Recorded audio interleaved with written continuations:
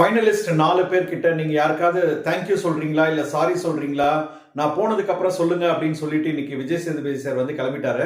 நான் உங்க ரவி, எல்லாம் நல்லா இருக்கீங்கன்னு நினைக்கிறேன். பிக் பாஸ் சீசன் 9 டே 98 சண்டே எபிசோட விஜய் சேதுபதி சார் வந்து இன்னைக்கு இந்த மாதிரி லிஸ்ட் வைப்பார் அப்படின்னு நினைச்சு கூட பார்க்கல. சரியான ஷாக்கிங், சர்ப்ரைஸா இருந்தது. 5 பேர் ஃபினாலேல வருவாங்க அப்படின்னு பார்த்தா திடீர்னு இன்னைக்கு வந்து சாண்ட்ரா வெளியில போயிட்டாங்க. சாண்ட்ரா எவிக்ஷன் ஆனது வந்து சரியான ஷாக் அப்படின்னு சொல்லலாம். ஏன்னா வந்து அவங்க கண்டிப்பா ஃபைனலிஸ்ட் அப்படின்னு நான் நினைச்சிட்டு இருந்தேன். சாண்ட்ரா அழாமையே போனாங்க. அது பாக்குறதுக்கு எனக்கு ஆச்சரியமா இருந்தது. ஏன்னா எபிசோட்ஸ்ல நிறைய வாட்டி பாத்தீங்கன்னா சரியா அழுதுட்டு இருந்தாங்க. பிரஜின் வந்து எவிக்ட் ஆகும்போது பயங்கரமா அழுதுட்டு இருந்தாங்க.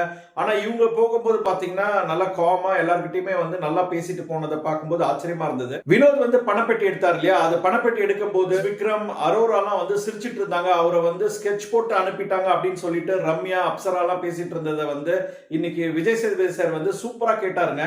ஃபர்ஸ்ட் கிளாஸா அவங்களுக்கு புரிய வைக்கிற மாதிரி பேசினாரு. பிரவீன் கிட்ட எல்லாம் வந்து கண்ணாலே எதுவும் தெரியாது அப்படின்னு சொல்லி புரிய வச்சுட்டு இருந்தாரு. பாக்குறதுக்கு சூப்பரா இருந்ததுங்க. சரியான ஒரு நெத்தியடி அட்வைஸ் அப்படின்னு சொல்லலாம். பிரவீன் ராஜ் அதுக்கப்புறமா வியானாவை வந்து பங்கம் பண்ணிட்டார் அப்படின்னு சொல்லலாம். உண்மையிலேயே நல்லா இருந்ததுங்க எபிசோட். இன்னைக்கு சாண்ட்ரா கிளம்பிட்டாங்க.